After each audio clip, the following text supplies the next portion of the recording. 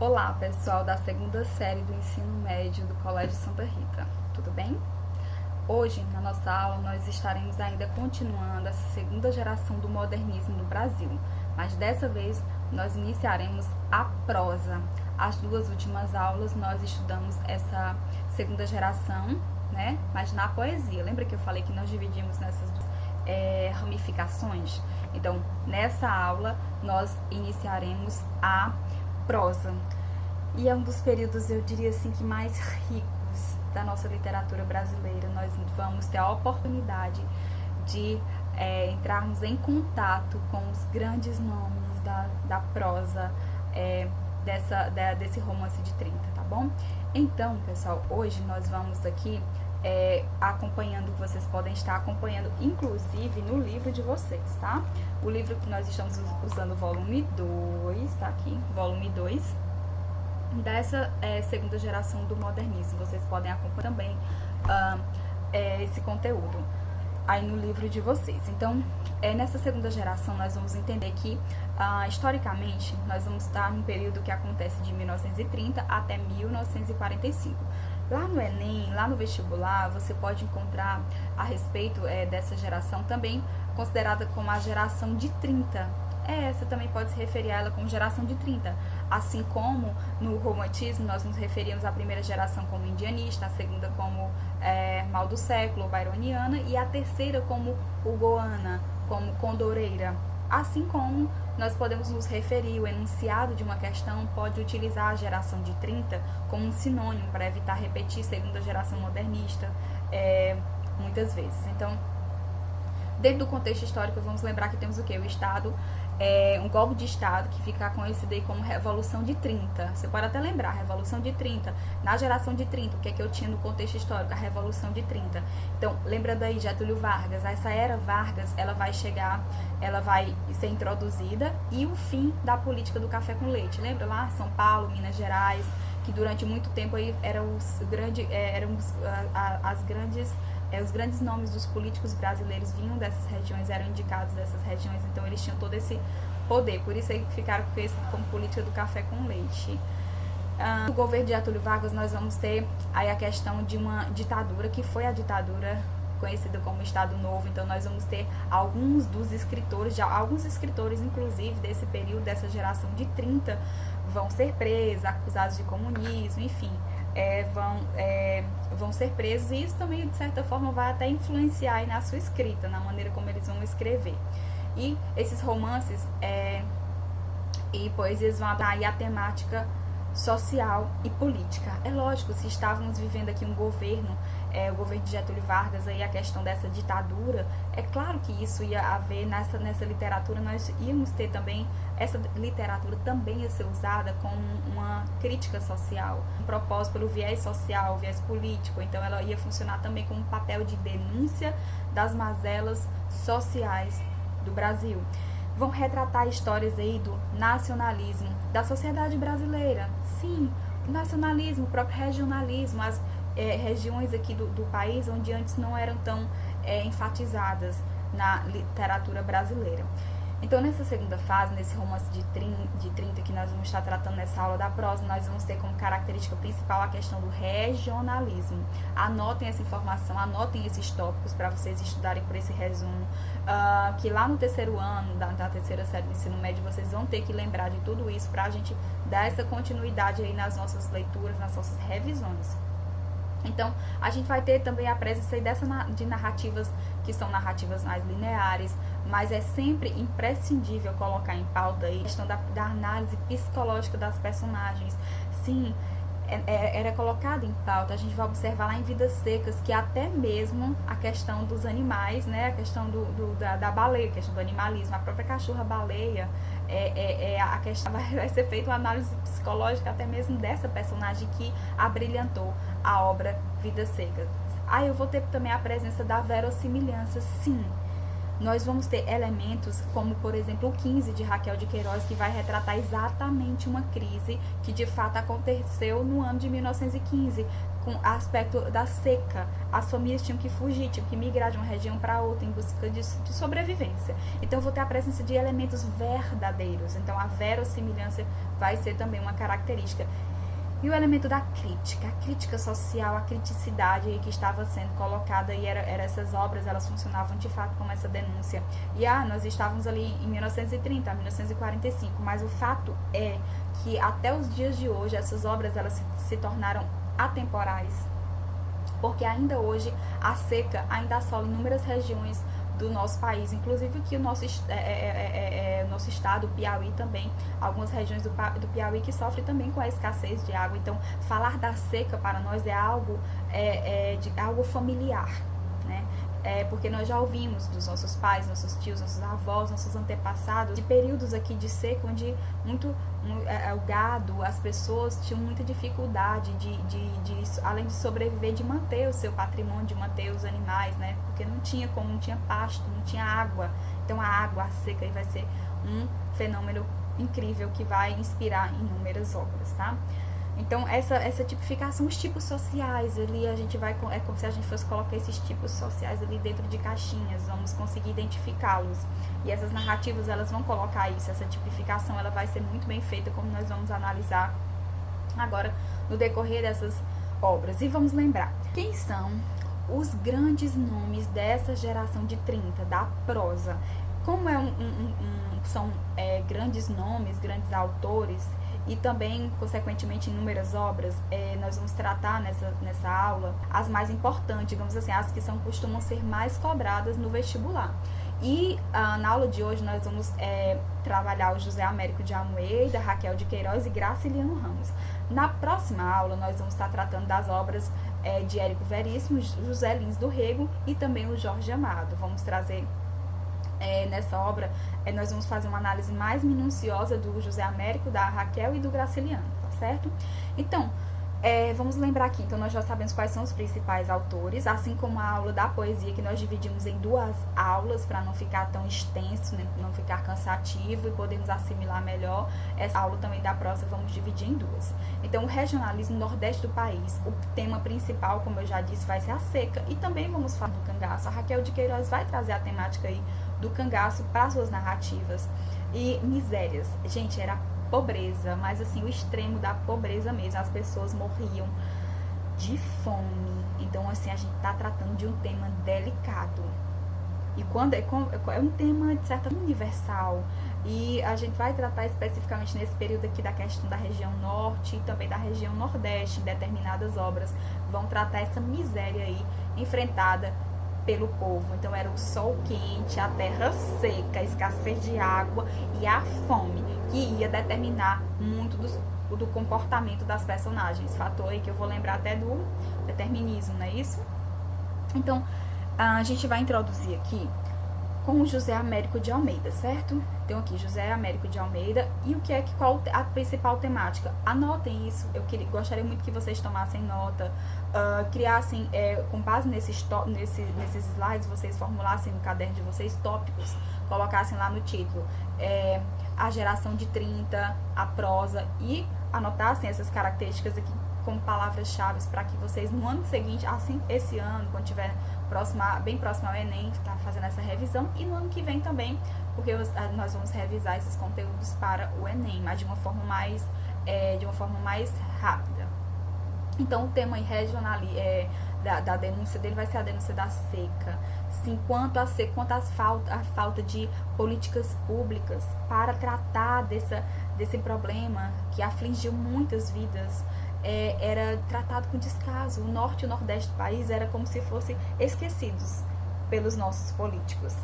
Tão familiar, né, nos dias de hoje. Então a gente tem a presença da seca ainda como um fator aí determinante. Então, qual é a região da obra que o José Américo vai tratar aí? A região da Paraíba.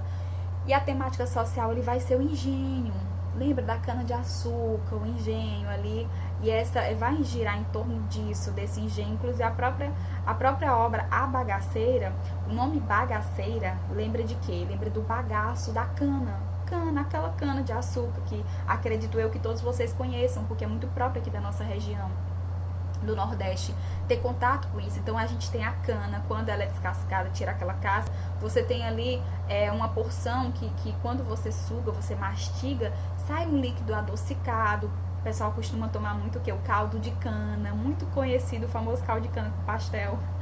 Então nos engenhos eram inúmeras, a produção era muito grande, né? Usava-se muito a cana para na questão do engenho. E o que é que sobra quando a gente tira aquele líquido adocicado? Sobra o bagaço. Então é isso, a bagaceira vai fazer uma referência direta ao engenho dessa forma, tá? Entenderam essa metáfora, né? Então ela vai, a introdutora, a obra que vai introduzir é o romance regionalista, é a obra do José Américo de Almeida, anotem aí. A obra que introduziu o romance regionalista aqui no Brasil é A Bagaceira, de José Américo de Almeida. Então, nos romances ele vai abordar a questão do êxodo, esses horrores gerados pela seca, o sofrimento humano, as condições de miséria que a sociedade, que o ser humano vivenciou. E interessante que esse fenômeno da seca, que vai gerar o êxodo, que vai gerar os horrores, a questão da fome vai estar presente lá no 15, vai estar presente em Vidas Secas também do Graciliano Ramos, como nós vamos observar. Então a gente tem um fenômeno aí que vai ser o núcleo. Coloquem aí a seca, uma setinha, a seca vai gerar o quê? Qual é eu posso ligar essa seca ao quê? Ao êxodo. Porque se aqui nessa terra a gente tá aqui, não tem nada que planta, não tem como plantar porque tá seco, não tem chuva, não tem como regar essa plantação, não tem como o gado sobreviver porque não tem pasto, eu vou ter que procurar outra região para sobreviver. E ele vai aí, pega o pouco que possui e sai em direção a uma vida melhor. Mas infelizmente não encontra, né? Porque a vida vai de mal a pior. E essa perspectiva pessimista também que a gente vai encontrar nas outras narrativas, porque elas vão tratar daquilo que é real, verossimilhança. Então nós vamos o quê? A visão brutal, autoritária do senhor do engenho. Então eu vou ter um homem ele que é o detentor, o proprietário, grande proprietário da terra, dono do engenho. E esse homem que tem esse poder em suas mãos, ele vai representar também aí a questão da velha oligarquia. Então ele é o homem que tem o poder e ele vai, sem nenhum tipo de piedade, lidar com aquelas pessoas que são submissas a ele. Partindo desse pressuposto, nós vamos ter a narrativa, que é a obra A Bagaceira. Até coloquei a imagem de um livro, né, de uma edição de A Bagaceira, como vocês podem ver. Tem até imagem aí de uma pessoa carregando as canas aí nas costas, e a presença do sol, esse sol quente, a terra seca, os elementos aí da caatinga. Então observem que essa obra ela vai trazer elementos nessa linguagem verbal e não verbal que estão se complementando. Então, a narrativa, a bagaceira, ela há três visões que correspondem a esse processo que são referentes ao que é a questão sociocultural, que são totalmente antagônicos. A primeira é a visão rústica do sertanejo, como seu sentido ético e arcaico. Aquele homem que quando alguém vai desonrar sua filha, vai tirar a virgindade da sua filha sem estar em propriamente dito, ele vai ter que lavar a honra da sua filha, lavar com sangue, ele vai ter que matar alguém para lavar a honra da sua filha. Então ele tem o seu sentido, a sua própria ética, tem o seu código de ética. Então é aquele homem que tem aquela palavra, que ele cumpre a palavra que ele diz, né, que ele promete. E também a gente vai ter a visão brutal e autoritária, que vai ser a representação aí de quem? Do senhor do engenho, que vai, como eu mencionei, representar a questão política, a velha oligarquia. E uma terceira visão, que ela é totalmente diferente dessas outras duas, que é a visão civilizada, moderna, que ela vai ser representada dentro da narrativa pelo Lúcio, que é o filho do senhor do engenho. Sim, o Lúcio, que é filho desse senhor do engenho, que representa esse homem rústico, esse homem bruto, ele vai o quê? Ele vai ter a oportunidade de estudar lá na capital, então ele vai ser um homem civilizado, vai representar a visão civilizada, que é oposta ao que ele está vivendo, aquela visão mais moderna, a visão urbana, que é a visão que o Lúcio tem das coisas ali dentro dessa narrativa. E também o Valentim Pereira, que vai ser a grande representação do sertanejo. Ele vai estar ali travestido com toda essa essência do homem sertanejo. Então, voltando aqui, então a gente tem aqui uma obra que, assim, gente, a bagaceira, essa obra, ela vai ser a introdutora, ela vai introduzir esse romance de 30 aqui, né, a prosa, E vai trazer esses elementos, é a família ali que vai sair, o pai com sua filha e seu afilhado, ele vai sair em busca de condições de vida melhor, fugindo da seca, fugindo da fome. Quando chega em determinada região, quando ele chega lá numa determinada fazenda, ele vai sofrer uma opressão pelo dono dessa fazenda, o dono do engenho, tá? Perdão, o dono do engenho. E aí esse dono do engenho vai o quê? Seduzir a sua filha. E aí, a presença também aí do homem civilizado, perdão, gente, só caiu colocar aqui meu fone. O homem civilizado, ele representa aí um homem que tem visão distinta da realidade. E aí, a narrar em torno de quê? De um jovem do Lúcio que se apaixona por um jovem civilizado, se apaixona por uma moça pobre, mas assim, ele não vê perspectiva de casamento com essa moça. Talvez até visse, mas assim, o pai jamais aceitaria, porque queria um casamento para ele com uma mulher também civilizada, já que ele investiu nos estudos do filho. Então assim, a gente vai ter o quê? Quando esse filho tá de férias e volta para a faculdade, terminou as férias, ele voltou lá para a cidade, então a gente vai ter a presença de uma moça que vai estar ali, muitas vezes vulnerável. E aí o dono, o senhor do engenho, ele vai assediar essa moça e vai tirar sua virgindade, o que para o seu pai era tirar a honra da sua filha, que vai infelizmente acabar se envolvendo, vai acontecendo assassinatos, o que por conta dessa representação da ética mesmo bem arcaica da época. Essa moça fica grávida, no fim da narrativa já velha, depois de perder toda a sua beleza e formosura, mesmo aquela situação de seca, a narrativa ainda mostra que era como se fosse uma flor que brotada ali em meio àquela terra árida, mas ela vai ter o filho, quando tá no final da vida ela vai entregar o filho para o Lúcio, né, para o irmão, que no caso o Lúcio é filho do senhor do engenho, que anteriormente tinha, digamos assim, a gente vai utilizar a expressão, ele tinha se envolvido sexualmente com essa jovem. Então, uma perspectiva de melhoria de vida aí não acontece. A gente tem totalmente o oposto de tudo aquilo que a gente viu no decorrer dos estudos literários, sabe? Sai daquele pano de fundo. O romance de 30 é o oposto do romance urbano que a gente tinha lá no romantismo, em que o final era sempre idealizado, o final perfeito, onde as personagens, elas, embora sofressem, mas no final da narrativa a gente tinha lá um final feliz. E aqui nesse romance de 30 a gente vai ter a realidade tal qual ela é. As pessoas vão continuar, a seca vai continuar existindo, as pessoas vão continuar morrendo de fome. E a fome vai gerar violência, essa violência vai transformar o comportamento dessas pessoas. Vem a questão do determinismo, né, que ele vai ser influenciado ali por aquele meio, e aquele meio vai fazer com que ele cometa atitudes que muitas vezes nem eram da sua personalidade, tá? Agora, pessoal, nós vamos falar de uma escritora. A gente tava lá em Alagoas, a gente vai chegar no Ceará, né? A gente chega aqui com Raquel de Queiroz, que ela mais uma vez, gente, meu fone caiu, deixa eu ajeitar aqui. Raquel de Queiroz. Raquel de Queiroz, um cearense, e mais um tema que ela vai tratar maravilhoso. Antes de falar sobre a temática que ela vai trazer pra gente, eu quero falar um pouco sobre ela. Grande importância dela, nós sabemos que lá na semana de 20 nós já tivemos duas representantes, né, duas participantes da Semana de Arte Moderna, que foi a Tarsila do Amaral e a Anita Malfatti. Então a gente já tem a presença aí de duas mulheres que vão estar sendo lançadas nesse universo das artes brasileiras, um universo que até então era somente composto por figuras masculinas. Aí na aula passada nós já estudamos, nós já trouxemos quem? Cecília Meirelles, lá na poesia lindíssima. Então, a gente trouxe Cecília Meirelles sobre a sua importância para a literatura, inclusive a literatura também infanto-juvenil e tal. Então, nós já temos essas mulheres ganhando notoriedade, ganhando prêmios, ganhando reconhecimento, não só no caso da Cecília Meirelles, não só reconhecimento nacional, mas reconhecimento mundial. Lembra de Portugal, lembra da Índia, né, que eu falei para vocês que ela foi representada, ela foi reconhecida até em outros países. Então aqui com a Raquel de Queiroz eu vou ter a primeira mulher a se eleger imortal, ou seja, ela vai ocupar uma cadeira na Academia Brasileira de Letras. E isso é muito importante, gente, porque nós estamos falando de um cenário machista.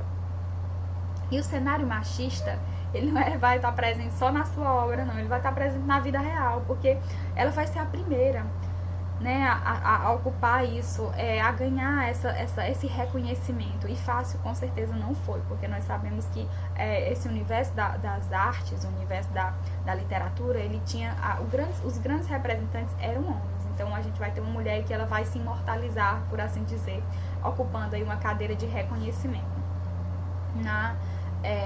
E então o que ela vai trazer aqui para a obra dela? Ela vai trazer uma sociedade patriarcal. Não basta somente estar na seca, estar passando fome, mas ainda vai existir o que? A opressão e o machismo em torno, girando ali em torno de todas essas ações. Então nós vamos ter uma obra que é maravilhosa, vocês têm que conhecer, que é o 15. O 15 é onde essa autora ela vai narrar as histórias vividas por uma família que enfrenta uma grande seca. Lá em A Bagaceira, eu já tinha o que? O fenômeno da seca. E esse fenômeno ele é muito forte, gente. Inclusive, a própria Raquel, ela vivenciou essa seca de 1915. E é por isso que ela vai atribuir essa seca e vai dar a sua narrativa, a sua obra, o nome de O 15, porque o 15 faz referência de 1915. Guarda essa informação. Então, ela vai mostrar uma história de duas famílias, por assim dizer. Ela vai, como se tivesse dois núcleos ali dentro da narrativa. Vai ser uma família que vai enfrentar a seca de uma forma bem direta, por questão de sobrevivência. Eles vão estar vivenciando o fenômeno da fome, a escassez de alimento, de forma muito direta. Então aqui, muitas reflexões vão estar ali no campo, na descrição sobre o campo, a questão da paisagem seca. No decorrer da narrativa, nós vamos encontrar ali uma família que ela tá o quê? Para fugir da fome, eles vão sair a pé lá de Quixadá, né, lá para Fortaleza, lá do interior do Ceará, a pé. Gente, imagina o sol quente, o calor, a fome e o cansaço físico dessa família, porque é uma família que vai sair a pé lá para Fortaleza. Então, durante tudo isso, a obra ela vai mostrando o cenário, o que tem ali. Não é aquela natureza bonitinha, cheia de cores que a gente via lá no indianismo, lá na carta de Peru Vaz de Caminha, essa natureza linda, tropical, tudo que planta aqui dá. É mentira. Nem tudo que planta dá aqui. Vai cair por terra a carta de Caminha, vai cair por terra muito daquela construção, daquela narrativa belíssima que a gente tinha lá na primeira geração do romantismo, indianismo, que vai dizer que essa terra aqui tá linda, toda cheia com a natureza verde, com, sabe, tudo que planta dá. Não, aí vai mostrar o quê? Lá em Iracema de José de Alencar. Interessante que Iracema de José de Alencar é uma obra que vai narrar o quê? A lenda do estado da fundação do Ceará. E eu tenho aqui Quixadá, que é uma região do interior do Ceará. E vai mostrar isso, que a seca, ela é um fenômeno real. Ela vai ser mostrada tal qual ela é, com todas as suas mazelas. E a Romance de 30, ele vai fazer essa denúncia. Ele vai dizer que aqui, né, não, sabe? A verde bonita, cheio de pássaros cantando. Na verdade, o que a gente encontra lá no céu não são os pássaros lindos cantando ali, não, né? Não é a minha terra tem palmeira onde canta o sabiá. Não tem sabiá cantando ali. Sabe o que tem ali voando? Os urubus voando ali sobre os cadáveres do gado, dos animais que estão mortos no chão, onde só a sua ossada sobrou para contar a história. Tô sendo bem realista, né, gente? É básico. Eu quero que vocês entendam dessa forma. É isso aqui, é a essência desse momento que a gente tá vendo na literatura. É essa essência. Aqui não tem sabiá cantando, não tem uma terra idealizada, não tem a pátria, tá? Não tem esse patriotismo fanista, não. O que eu tenho aqui é uma denúncia de uma realidade. Partiu, pronto. Vamos agora falar um pouco dos personagens. Eu acho que já tá bem claro aqui o que eu quero trazer nessa aula. E dentro da obra, o 15, a gente vai ter uma obra composta por 26 capítulos sem títulos. Os personagens que compõem a trama são quem? Chico Bento. Gente, não confunda com o Chico Bento lá daí. Infelizmente, esse Chico Bento aqui sofre. Ele é um vaqueiro, ele é o chefe ali da família, que tem uma esposa que é a Cordulina, que é a mulher do Chico Bento, aquela mulher submissa, que por mais que ela sofra, ela só faz a vontade do marido. Porque também, nesse período, a gente encontra muito nessas obras os agregados, né? Porque assim, não basta sofrer a pobreza, a narrativa vai falar isso, basta sofrer a miséria e a pobreza só, tem que ter mais gente, são os agregados. Olha que visão diferente. Nesse momento aqui, a gente para e faz uma comparação com Dom Casmurro, obra do escritor Machado de Assis, obra lá do realismo no Brasil. Então, lá no Dom Casmurro, eu vou ter o José Dias, eu vou ter, imagina, o Bentinho, o Bento Santiago, ele tem ao redor dele, ele tem uma tia que é viúva que mora na casa, ele tem um tio que é viúvo que mora na casa, ele tem um agregado que é o José Dias que mora na casa, ele tem a mãe, ele tá ali rodeado, cheio de pessoas. E a mãe, já que a mãe ficou viúva, então vieram mais 3. Tem mais representação de mais 2 viúvos, que é um tio e uma tia, que estão viúvos, foram morar nessa casa, e mais um agregado, que é o José Dias. Então, ali, é uma casa, foi uma família abastada, uma família riquíssima, né, lá do século XIX, que estão ali vivendo debaixo do mesmo teto, onde assim, o problema da fome nunca bateu na porta dessa família Santiago. Diferente do que eu vou encontrar aqui. Ora, quando eu vou encontrar aqui no 15, eu vou encontrar a mocinha, que é a irmã de Cordulina, que ela é cunhada do Chico Bento, e ela vive ali com a família, uma agregada, mas ela partilha da mesma pobreza, porque quando eles pegam a rapadura e a farinha para dividir, quanto mais gente tem, menor vai ser o pedaço da rapadura, menor vai ser a porção de água, menor vai ser a porção de farinha. Entenderam a diferença? Isso é maravilhoso, gente. Intertextualidade, o nome desse processo. Eu peguei uma obra aqui e comparei com essa outra, tá? O nome disso é intertextualidade, como vocês já conhecem, o Enem ama fazer isso, os vestibulares adoram fazer isso, vê? É por isso que a gente tem que estudar as obras literárias e por isso que elas são tão importantes, porque elas representaram o homem em determinados períodos. Lá eu tinha Machado de Assis fazendo uma crítica à sociedade burguesa também, seus valores, né? E aqui eu vou ter uma obra, a Raquel de Queiroz, ela vai denunciar algo que vai ter um contrato aí de verossimilhança. Essa seca aconteceu em 1915. Ela não está dizendo que Chico Bento e Cordulina existiram necessariamente com esses nomes, com essa mesma narrativa nesse que seguiu esse esquema aqui, mas esses são personagens que nós conseguimos identificar e conseguimos de fato fazer esse contrato de verossimilhança e acreditar na obra, porque ela traz traços que são familiarmente conhecidos por nós, por meio dessa troca de leitor e narrador. Assim a gente consegue fazer esse contrato, tá? Digamos assim, de verossimilhança. A gente vai ter Josias, que é o filho de Chico Bento e Cordulina, Pedro, que é o filho mais velho também do casal, Manuel, que é o Duquinha, esse aí vai ser o filhinho mais novo deles, tá? É o caçula, o Duquinha. E Vicente, que vai ser o proprietário e criador de gado. Então aqui, primeiro eu vou ter a família, que é o Chico Bento, Cordulina, a irmã de Cordulina, que é a mocinha, o Josias, o Pedro e o Duquinha. Pronto, aqui é uma família. No outro núcleo, porque essa obra ela tem 2 núcleos diferentes, ela vai contar 2 histórias diferentes dentro da mesma narrativa. Eu vou ter outro núcleo. No outro núcleo eu vou ter 2 figuras muito importantes, que é o Vicente e a Conceição. Que a gente espera que o quê? Quando a gente fala em casal, Vicente, a gente pensa que vai ter um relacionamento amoroso, talvez vai ter um casamento no final da narrativa, só que aqui não. E eu vou ter a mãe Nácia, que é a avó de Conceição, e Marinha Garcia, que é uma concorrente de Conceição. Conceição e Vicente são primos, e Conceição era o que? Era professora.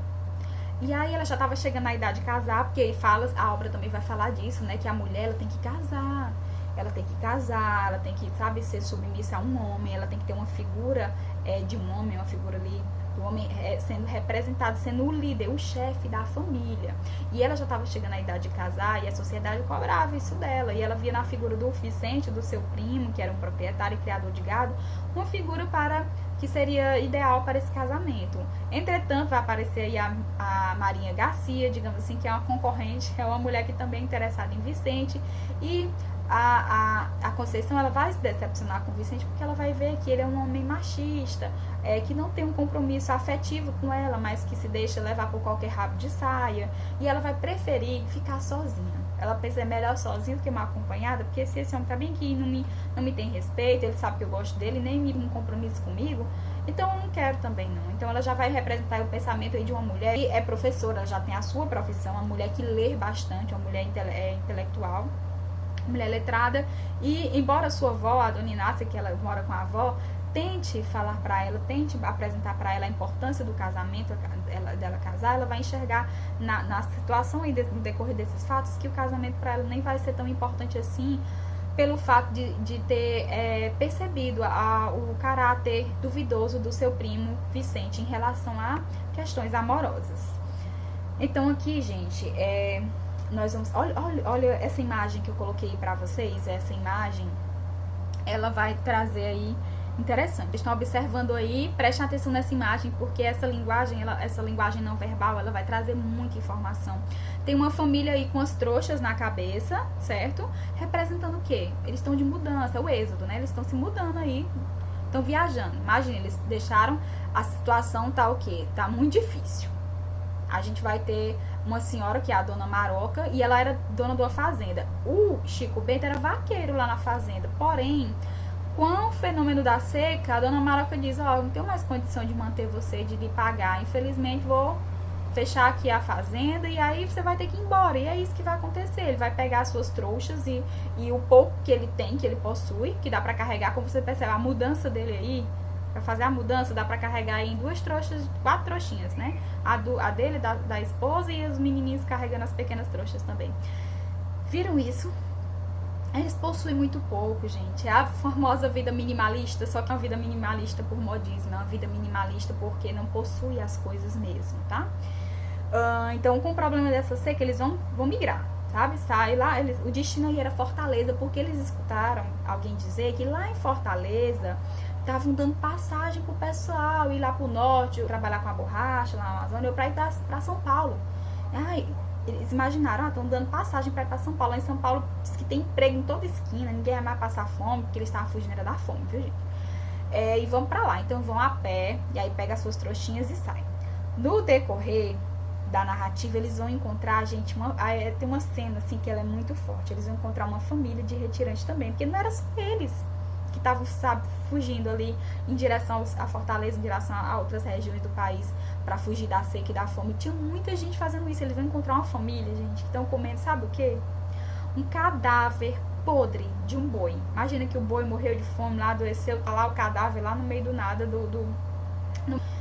E essas pessoas estão comendo carniça. É isso, a palavra é essa. Eu não vou usar outros termos, eu vou ser bem realista. Eles estão comendo carniça. E detalhe, estão quase competindo com os urubus, porque os urubus estão ali, ó, voando ali, sobrevoando ali, só esperando uma oportunidade para roubar essa carne apodrecida. E o Chico Bento, ele faz uma reflexão, ele fica com muita dó daquele povo. E tem um momento lá que ele decide até pegar um pedaço de rapadura, uma porção de farinha, um pouquinho de água e dividir com aquela família. Olha que bonito, tem pouco, tem tão pouco, mas ainda assim divide o pouco que tem com quem não tem nada. Essa parte é linda, gente. A Raquel constrói aqui. E não há para eu descrever aqui com palavras, vocês têm que ler, para vocês sentirem sentir o que a Raquel vai trazer para vocês nessa obra, que é uma construção lindíssima. Bom, então, eles vão passar sede, vão passar fome. Professora, e tem um interessante aqui. Eu quero só voltar, que eu quero que vocês observem, professora, e essa porção de terra aí com essa cruz. Nós sabemos que na nossa cultura, quando a gente vê uma porçãozinha de terra mais elevada, com a cruz, a gente sabe o quê? Às vezes a gente tá andando ali na pista, ali nas BRs, a gente encontra alguma cruz, uma porçãozinha ali de concreto com a cruz. A gente entende que alguém morreu e foi enterrado ali. É isso. No interior, também quando a gente tá na região rural, a gente encontra também essas porções de terra. Às vezes na cruz tem até umas plaquinhas falando o dia do nascimento, o dia da morte daquela pessoa, né? Mas nessa cena a gente tem só essa porção de terra aí mais elevada e uma cruz. É notório que a cruz aí faz uma alusão à morte, está se referindo à morte de alguém. E peguem essa informação. Eram 3 filhos, não é verdade? O mais novo, o mais velho e o caçula, que é o Duquinha. Nessa imagem que vocês estão vendo aí, vocês estão vendo uma família que está partindo, apenas com 2 filhos. E cadê o terceiro? O terceiro, pessoal, ficou enterrado aí, como vocês podem ver, onde tem essa cruz. O terceiro morreu. Nós vamos descobrir agora do que foi que ele morreu. Bom, o Josias é o filho de Chico Bento, né, que tem cerca de 10 anos. Ele comeu o quê? Mandioca crua, gente, morreu envenenado. Aquela cruz ali foi o momento que a família teve que, aos prantos, enterrar o seu filho. A fome era tão grande que esse menino encontrou mandioca crua, que a gente sabe que é um veneno, e ele sem distinguir, a fome era, na hora da fome ele não ia distinguir se era mandioca, o que era aquilo ali, se tava, sabe, não soube fazer essa distinção, gente. O que aconteceu? Ele morre, Ele morre envenenado e é uma morte dramática. E o mais dramático de tudo, eu coloquei aqui, mais dramático de tudo que eu quero colocar aqui pra vocês, é que a morte de Josias, a autora, ela vai trazer, ela vai descrever essa morte. E a crítica que ela faz, ela diz que era melhor para Josias, era um a menos para morrer de fome, porque para viver naquela miséria era melhor a própria morte. É muito forte essa construção, gente. E eu não vou entrar em detalhes porque eu quero que vocês leiam essa obra.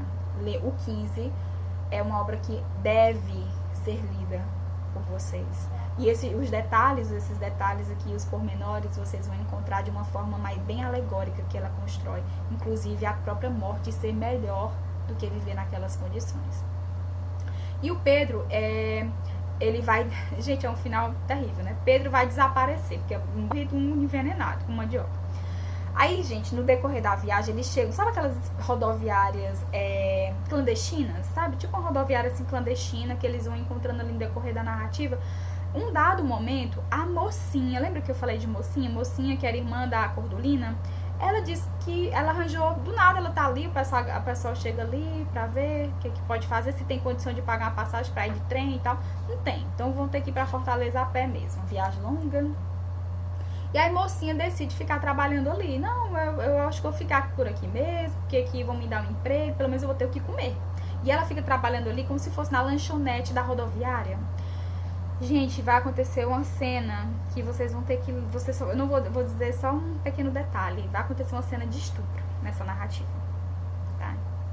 Vai acontecer uma cena de violência sexual dentro da narrativa com essa irmã de Cordolina. Olha só olha que situação o ser humano se submete. Daqui ele se submete. Ele para fugir da fome, ele vai ficar num local onde ele não conhece ninguém e achando que ali é uma oportunidade de ter pelo menos alimento. E essa mocinha, a mocinha, ela vai se envolver com um homem, né, com um motorista ali do trem e vai violentá-la. Então, assim, as condições estão de mal a pior. A perspectiva de melhoria de vida aí é praticamente zero. Então, olha só, as pessoas vão ficando para trás. Tem um filho que vai ser envenenado, comeu Josias, comeu mandioca. E aí, mocinha decide ficar trabalhando lá naquela lanchonete. E Pedro, o que é que vai acontecer com ele? Chega, gente, o caminho é longo, né? Muito longo. Chegam em outro momento lá, que eles estão num determinado local lá para tentar comprar um alimento, né? Com o pouco dinheiro que tem, comprar ali aquele alimento e com o pouco que tem. E aí, o que acontece? Enquanto eles estão ali, um vai usar o banheiro, sabe? Enquanto os personagens estão ali inseridos ali, um dos meninos, sabe como é menino, o que acontece? O Pedro, que ele já tem 10 anos de idade, o que vai acontecer? Ele vai se perder, gente, dos pais. Exatamente. Ele vai eu não vou dizer os detalhes, porque eu quero que vocês leiam, mas o fato é que ele vai se perder ali. E os pais ficam arrasados, porque tem que continuar o percurso antes que escureça, porque se escurecer eles ali no meio do nada é muito perigoso para eles. Ali perto daquelas pessoas, então era melhor estar no meio da mata, assim, como se a mata fosse até um serviço de aconchego, de proteção para eles. Então, um morreu envenenado, o outro, o que aconteceu com o outro, gente? Se perdeu. Eles chegaram lá em Acarape e aí ele vai se perder do grupo. E essa mãe, gente, como fica essa mãe e esse pai, né, sofrendo aí com a ausência desses filhos? E o outro, a esperança fica em quem? Manuel, gente, em Duquinha, né? O que sobreviveu aí das circunstâncias. Então, esse filho, que é o caçulinho, o que aconteceu? Chega um momento, quando eles vão chegar lá em Fortaleza, aí tá tendo um local lá muito grande, eles estavam recebendo as famílias que chegavam lá, nesse local, como se fosse um assentamento. E tava todo mundo, imagina, a família de Chico Bento era uma das inúmeras famílias que chegavam de determinada região do Ceará lá para Fortaleza, do interior para a capital. E eles estavam lá, parecia um campo de concentração. Eles estavam ali nas condições mais adversas possíveis. E aí eles estavam lá nesse local. E aí Conceição, lembra da Conceição? Conceição, que era apaixonada por Vicente, que é o outro núcleo da obra. Conceição tem uma interligação entre os personagens. Conceição, ela é o quê? Ela é comadre da Cordolina e do Chico Bento. Sim, ela é madrinha de Duquinha. E aí, quando ela vê a condição de miséria, ela fica sabendo que o menino se perdeu, que o outro comeu mandioca crua e morreu, que mocinha decidiu ficar lá no meio do tempo. Eles nem vão saber que mocinha vai ser violentada, porque assim, ela ficou pra trás, gente. Não tinha mais comunicação com eles. Se perderam. E isso é muito forte também. Então, é como se as suas raízes fossem de fato se perdendo no decorrer do caminho. E ela vai pedir para eles: deixa eu criar o Duquinha, gente, deixa eu criá-lo. Eu posso levá-lo para a escola, eu sou professora, ele vai ter alimento todos os dias, eu posso dar uma condição de vida melhor para eles. E aí a pobre da mãe, a Cordulina, ela começa a chorar, ela fica em prantos: não, é meu, só sobrou esse menino, é igual a gato, não, que a gente dá. Ela fica brigando com o Chico Bento, mas lembrando que ela é uma mulher submissa ao marido e mesmo sofrendo, tendo perdido mais 2 filhos, o que acontece? Ela vai dar o filho, a guarda, né? Vai dar o filho para Conceição criá-lo. Então, assim, eles vão os dois para São Paulo, eles conseguem a passagem para ir para São Paulo, para tentar a vida por lá. Então a gente vai ter aí, gente, a representação da chance de sobrevivência. Com Conceição, ele tinha mais chance de sobreviver. Então, ora, o que o Chico Bento vai pensar? Se os 2 filhos, um se perdeu, o outro morreu envenenado com fome. Então, assim, o que era o destino que estava mais próximo aí para o Duquinha? Era sobreviver no percurso para São Paulo? Ou era de sobrevivência ou era de morte? Estava mais fadado aí à morte, né? O destino dele estava mais propício aí para a morte do que para a sobrevivência, já que os outros filhos tinham morrido. Então ela vai aceitar e vão deixar o menino lá com a madrinha, com a Conceição. Gente, no início é muito difícil, porque a criança é igual bicho, eles não sabem, a criança fica lá embaixo da mesa, fica recluso, não quer se alimentar, tadinho, né? Longe dos pais. Até que com o passar do tempo a criança vai ganhando as afeições, vai ganhando carinho e vai se apegando à madrinha, que é a Conceição. Vai se apegando à Conceição, e aí a obra mostra essa perspectiva, né, que eles dois, talvez sozinhos, fosse mais fácil conseguir sobreviver, o Chico Bento e a sua esposa. E Conceição, que tinha o sonho de se casar, ela vai encontrar na criança, no Duquinha, a realização materna. Ela não conseguiu se casar e construir família com o Vicente, se decepcionou com ele, mas quando ela tá ali criando a criança, sabe, a gente já começa a enxergar essa criança com uma perspectiva melhor, indo pra escola, tomando banho, sendo alimentado, e ela já vai conseguir se realizar por meio dessa maternidade, digamos assim, ela era uma madrinha, como se fosse se tornada a mãe aí do Duquinha. Narrativa linda, gente, narrativa maravilhosa, que é a leitura do 15 da Raquel de Queiroz. Façam essa leitura, porque ela é uma obra, assim, extremamente crítica e merece muita atenção de vocês, tá bom? Pronto, nós falamos de Raquel de Queiroz e agora nós vamos falar de outro grande nome desse romance de 30 também, que é o Graciliano Ramos. Ele vai ser considerado grande, assim, o grande ficcionista dessa geração, um dos maiores ficcionistas da geração de 30.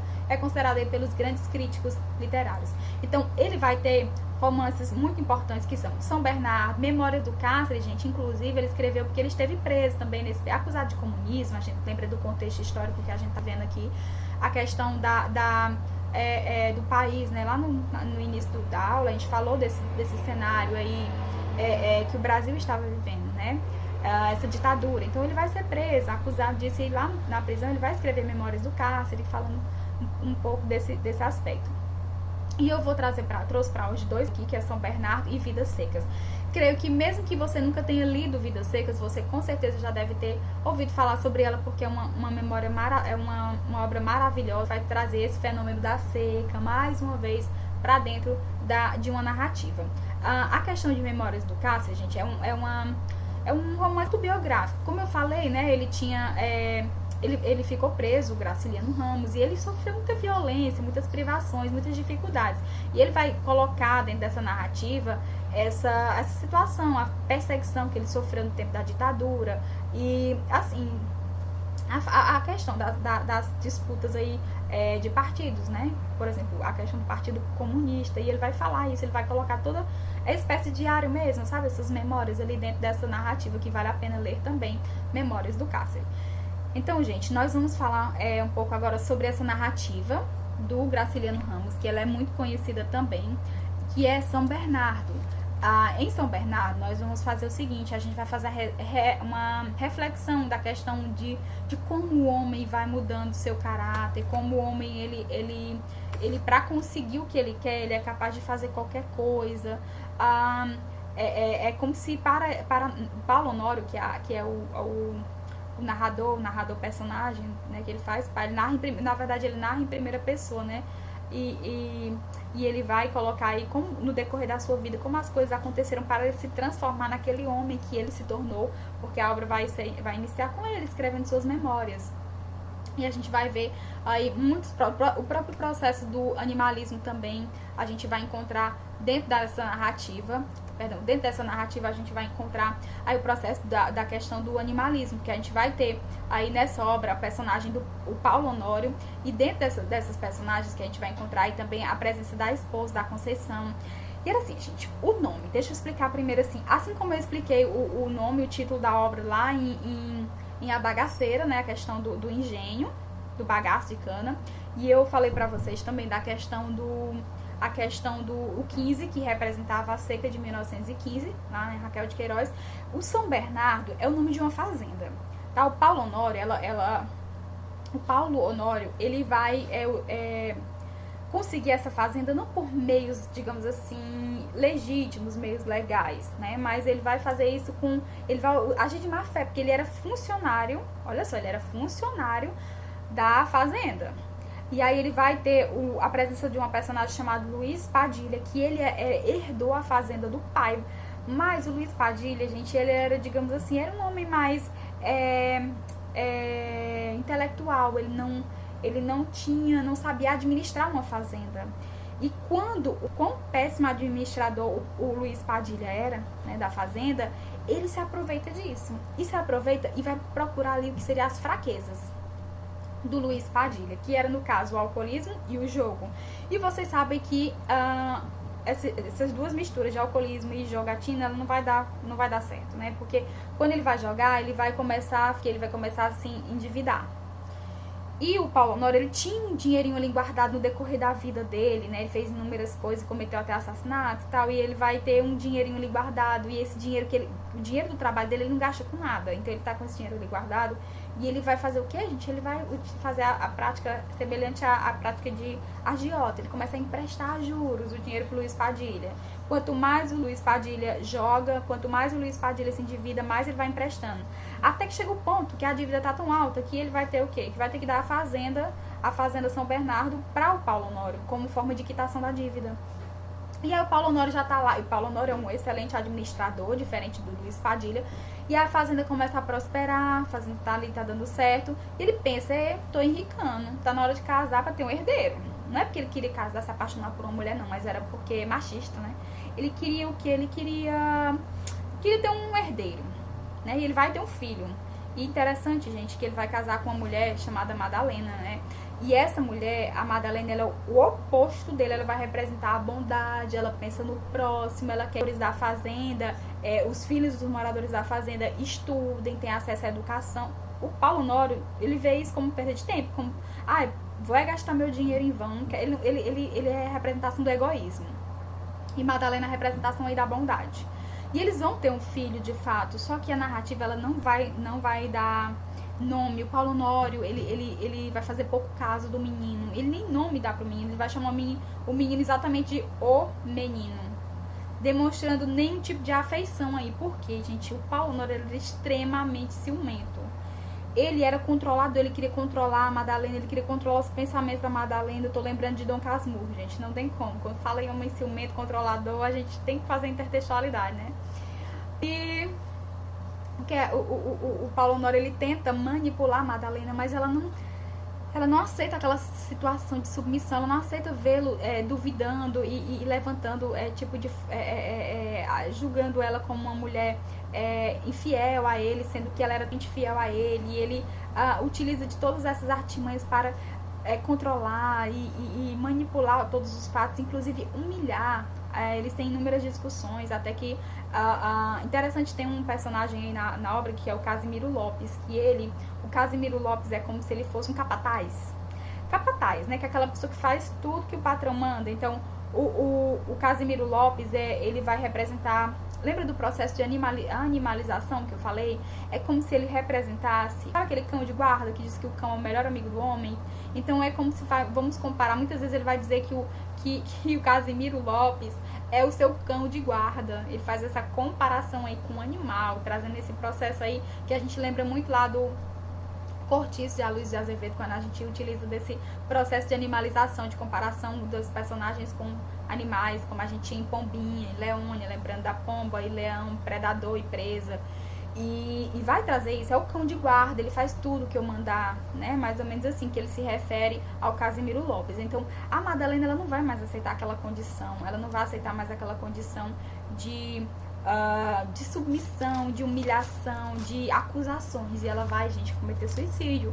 E quando essa representação dela, escrevendo ali a carta, quando ela tira a própria vida, é como se ela dissesse: você não pode controlar tudo, você não pode mandar em tudo, você não tem poder sobre a vida de ninguém. E aí ele já tá, a narrativa provocada, né, por inúmeros ciúmes aí do Paulo Honório. Quando chega no final da narrativa, o Paulo Honório, ele já vai estar falido, né, vai acontecer que ele vai falir também, a fazenda vai falir, também vai gerar dívidas, todos os funcionários vão embora, ele vai ficar sozinho e abandonado, e mostra isso, essa decadência, né, decadência do ser humano, e é uma obra pessimista.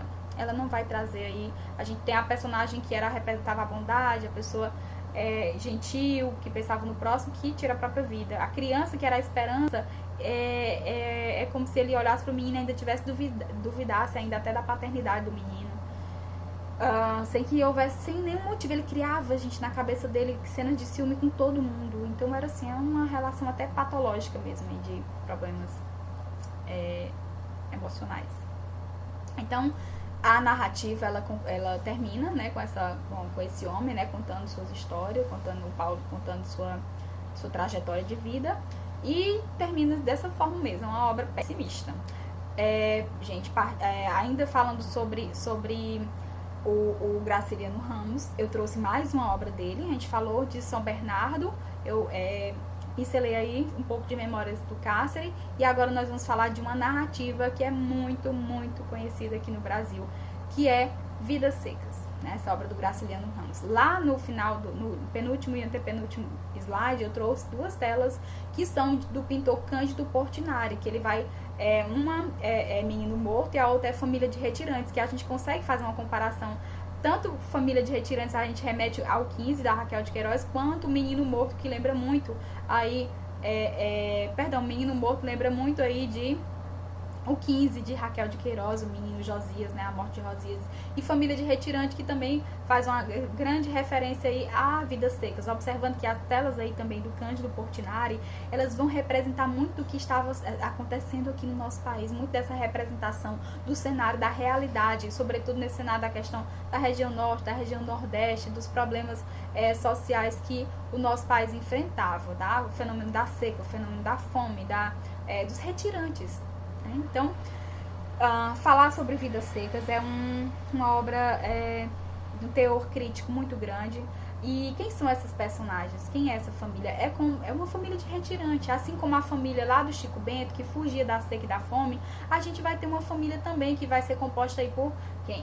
Fabiano, que representa aí o vaqueiro, sabe? Aquele homem também rude, que não sabe falar, que não sabe, ele não sabe nos pensamentos, ele até organiza as frases, não, eu vou falar isso, eu vou falar, mas na hora que ele tem que falar, ele só consegue fazer alguns barulhos um tanto quanto sem sentido.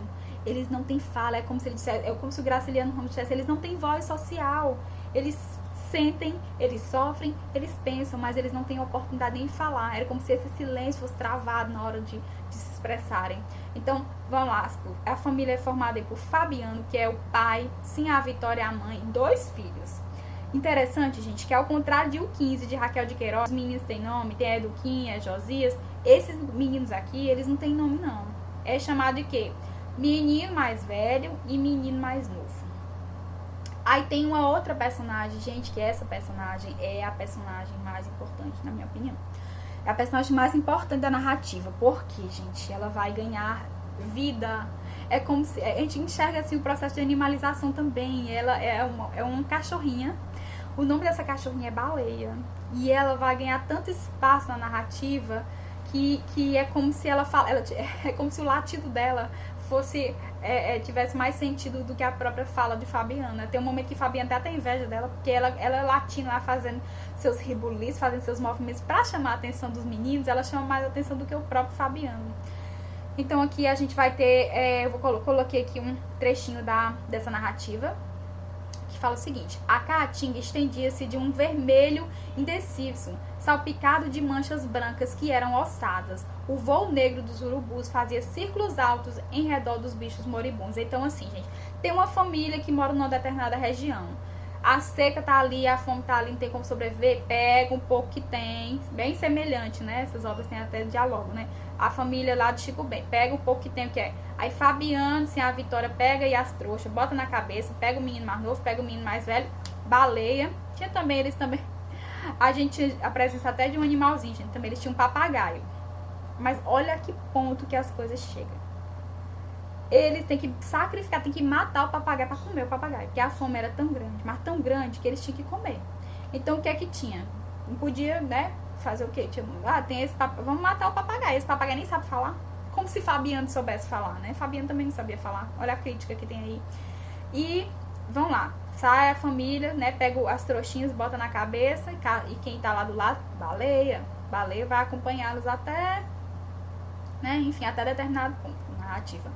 Então, quando eles estão ali, chegam numa determinada fazenda, começa a morar ali na fazenda e começa a perceber que pra morar ali na fazenda, aí eles pensam que a casa tá abandonada. Começam a morar lá. Só que quem chega lá o patrão, que vai ser o dono da fazenda. E esse patrão, esse dono da fazenda, ele chega e diz: ó, o seguinte, essa fazenda aqui, ela não tá abandonada, não. Ela tem dono, eu sou o dono. Pra você ficar aqui, você vai ter que trabalhar pra mim. E Fabiano começa a trabalhar para esse homem. Gente, mas assim, ele começa a fazer dívidas e dívidas e dívidas e dívidas com esse homem. Sabe aquela dívida que nunca paga? Ele trabalha, mas o pobre do Fabiano, ele não tem muita habilidade com dinheiro. E o patrão dele, gente, ele rouba ele descaradamente, deslavadamente. A própria assim, Vitória, ela percebe, ela tem mais, ela entende, ela diz assim: olha, homem, tu tá sendo enganado, esse dinheiro bem aqui era pra ter recebido mais. Aí ele fala: pois agora eu vou lá atrás do patrão, vou dizer umas verdades pra ele. Ele chega lá e ele fica mudo, ele não consegue se revoltar contra o sistema, ele não consegue, porque ele tem medo. E ele volta chateado, angustiado, porque ele podia, toda vez que ele vai conversar com o patrão, dizer pro patrão que ele sabe que tá sendo roubado, tá sendo enganado, ele volta frustrado, porque ele não tem coragem. E aí vai acontecendo a narrativa e o menino, assim, e as crianças fazem perguntas. Sabe, um dia um dos meninos fala, um quer ser igual o pai, né? O filho mais novo, ele vai dizer o quê? Ele vai querer ser igual o pai. E o mais novo quer ser vaqueiro. Aí o mais velho, ele quer conhecer as palavras. Tadinho, é como se ele quisesse estudar. E aí uma vez ele escutou a palavra inferno e ele ficou: o que é inferno? O que significa isso? Ele vai perguntar pra mãe. A mãe, coitada, não sabe responder. Reclama ele, repreende. E aí ele fica com a mesma dúvida, e depois pergunta de novo, a mãe vai lá e dá um cascudo na cabeça dele, como se dissesse: para de pensar, que ninguém tem que pensar aqui não. A crítica é isso, é como se não desse asas à imaginação. Porque quando você pensa, você tá refletindo, você tá se tornando crítico. E é como se a dissesse: cala a boca, menino, para de pensar, você tem que ser assim, porque nós somos assim. Então é como se dissesse assim: ele não tem oportunidade de reflexão, de indagar sobre as coisas que o cercam. E aí a obra vai ter dois representantes aí que vão representar, digamos assim, uma visão mais pessimista, uma visão mais digamos assim, de superioridade, que vai ser o dono da fazenda, que é o patrão do Fabiano, e o policial amarelo. Porque, gente, não bastava ser pobre, tá passando fome e não saber falar. O que Fabiano também passa? Ele também é viciado em jogo. E às vezes, né, gosta de beber umas duas também. Quando ele tá lá, ele vai comprar uns metros de pano pra fazer as roupas do menino, porque os meninos têm que ir pra festa do Natal. E aí ele vai lá fazer o quê? Não vai comprar roupa, porque ele não tem dinheiro, vai comprar tecido pra fazer a roupa. Ele chega lá pra comprar a roupa, o tecido, e acaba vendo ali o pessoal jogando, e ele vai lá e se envolve e diz: eu também vou jogar. Eu também vou jogar e vou ganhar dinheiro, vou dobrar meu dinheiro, só que na verdade ele acaba perdendo. E aparece aí uma das pessoas que ele vai estar jogando com ele vai estar jogando com um policial, que representa aí a autoridade. O policial amarelo vai fazer o quê? Vai acabar prendendo Fabiano. Ele prende Fabiano e Fabiano fica se sentindo mal, porque ele pensa, eu sou um homem íntegro. Ele só pensa, ele não fala, tá? Eu sou um homem íntegro, eu não deveria estar aqui preso, aquele policial amarelo, um dia eu vou matar e vou me vingar. E lá no decorrer lá da narrativa, né, depois que ele é solto e tal, e continua a sua vida sendo enganado pelo patrão, isso é dia após dia. Há um momento ali que ele encontra o policial amarelo. Gente, ele encontra o policial amarelo perdido na mata. É a oportunidade perfeita para se vingar. Mas Fabiano não tem coragem. Porque Fabiano diz o quê? O que é que o policial amarelo representa? É o governo. Aí ele pensa, eu tenho que respeitar o sistema, né? Só que ele vai falar o seguinte, governo é governo. Entendeu, gente? Governo é governo, eu tenho que respeitar. E aí ele o que ele faz?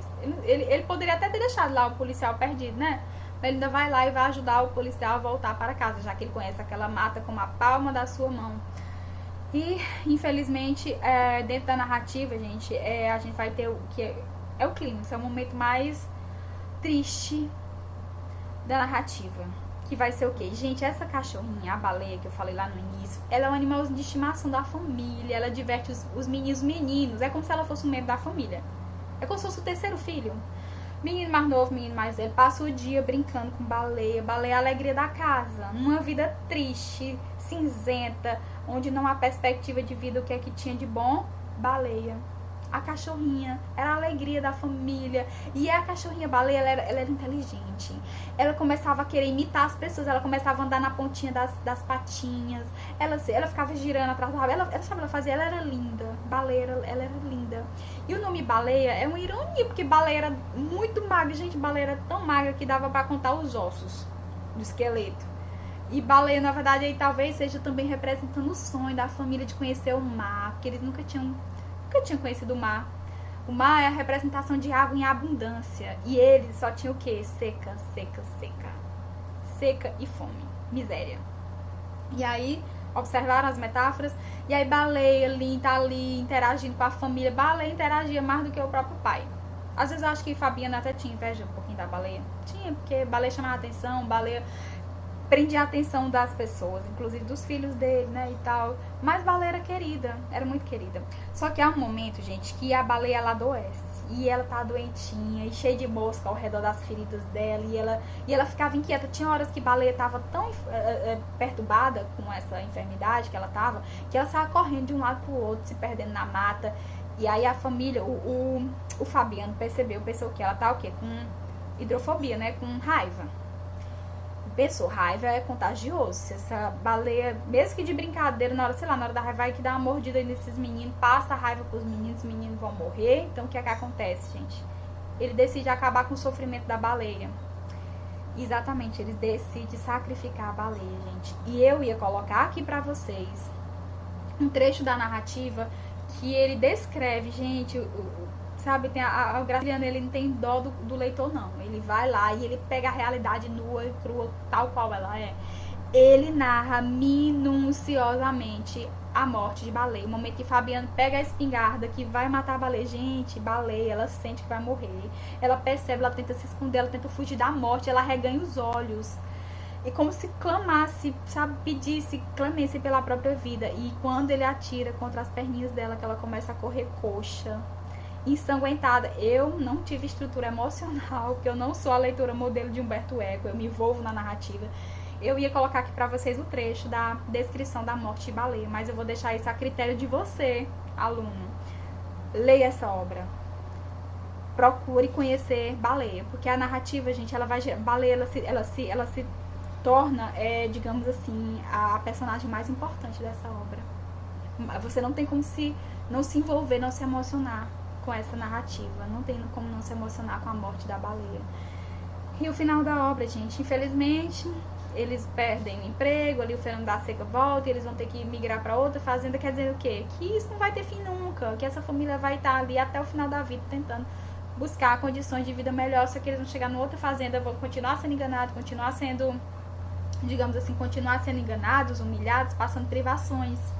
Bom, e é com essa obra que eu...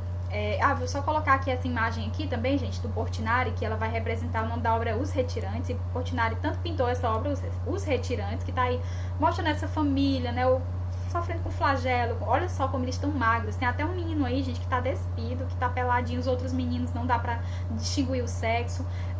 Carregando um pouco dos seus pertences aí nas trouxas, na cabeça. Olhem aí, gente, os urubus. Olha a terra avermelhada, árida, seca, com esses pingos brancos que são as ossadas dos animais que morreram de fome. Então o Portinari vai tratar, eu vou mudar aqui, ó, observem essa outra tela aí que chama Menino Morto, né, que também é uma tela do Portinari, que a gente faz muito, a gente lembra muito da obra da Raquel de Queiroz, do 15, né, quando o Josias come a macaxeira crua, a mandioca crua e é morto envenenado. Então é com essas obras, vou deixar até aqui, com essas obras que o Portinari também se imortalizou, né, deixando para nós essa herança maravilhosa, que é a representação da nossa cultura, né, nosso regionalismo. Então, na próxima aula nós vamos continuar com os outros grandes nomes aí desse romance de 30, tá bom? Até a próxima aula. Leiam Vidas Secas, leiam o 15, também São Bernardo, vocês vão se encantar muito com essas narrativas, como nós fizemos um resumo, então vocês precisam, quando vocês estiverem em contato com a obra, lendo os pormenores, lendo os detalhes, vocês vão se encantar ainda mais. Até a próxima aula, gente. Tchau, tchau!